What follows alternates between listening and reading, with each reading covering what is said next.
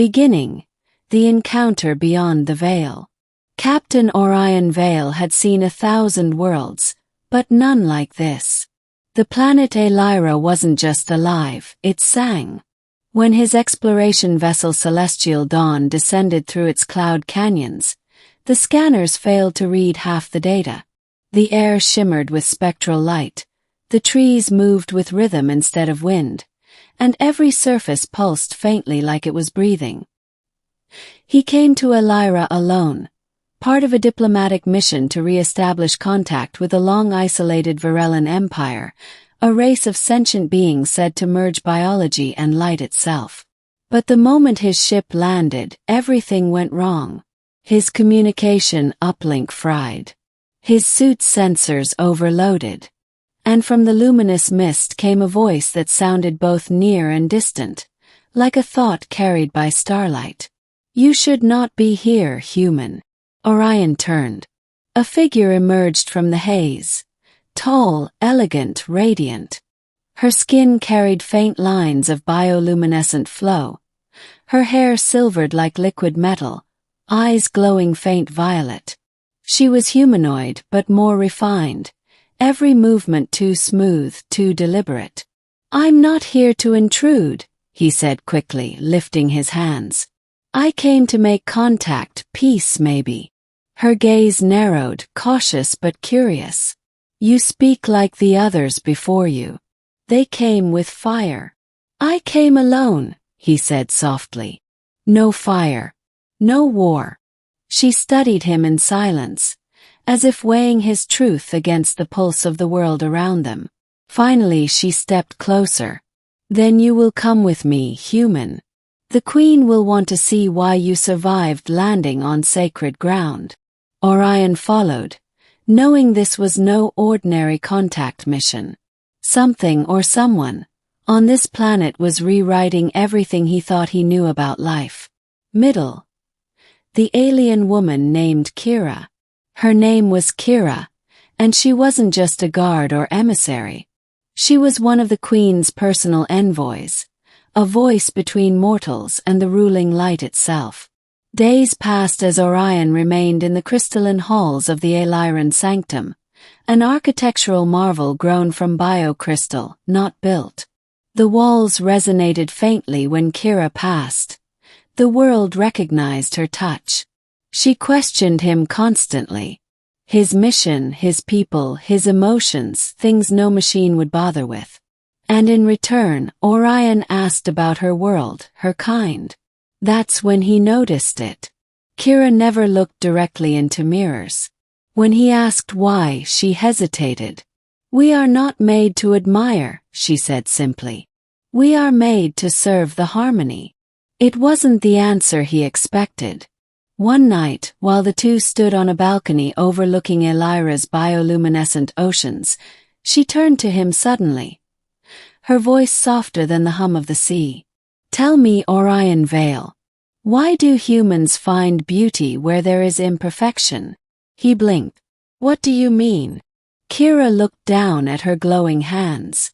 "Humans. You see curves and scars and call them beautiful. You see aging and find meaning in it. My kind does not. We were engineered by the stars to be perfect, and in that perfection we lost wonder." Her tone carried something painful beneath its calmness, a loneliness wrapped in logic. "When humans came centuries ago," she continued, "our people thought themselves divine. But when humans smiled, truly smiled, even our creators could not explain it." Orion smiled faintly. "Maybe because it means something that can't be designed." Kaera turned her gaze toward him, eyes glowing faintly brighter. "And yet, you look at me as if I am incomplete." "That's not true," he said instantly. "Is it not?" she pressed, stepping closer. "I have no softness like your women. My skin shines like glass. My eyes, they glow even when I wish to hide them. Tell me, Captain, is this beauty to you?" Orion's throat tightened. He could have answered with diplomacy or evasion, but something in her voice demanded honesty. He took a breath. "You're not beautiful like humans," he said carefully. "You're beautiful beyond them. You're something we could never be. A living bridge between light and life." For a long moment Kaera said nothing. The air between them shimmered faintly, reacting to her emotions. "You speak like you believe it," she whispered. "I do." Her eyes softened. Then perhaps, for the first time in many cycles, "I wish I were human." The Queen's judgment. The following morning, the Queen summoned Orion to the central chamber, a vast cathedral of crystalline light that seemed to touch the stars themselves. The Queen of Aelyra was more energy than flesh, her presence filling the air like radiant thought. Her voice resonated through every surface. "Human traveler," she intoned, "your heart beats irregularly. Your essence has aligned with one of our own. Explain this anomaly." Kaera stood to the side, motionless, eyes lowered. Orion straightened. "There's no anomaly. Only understanding."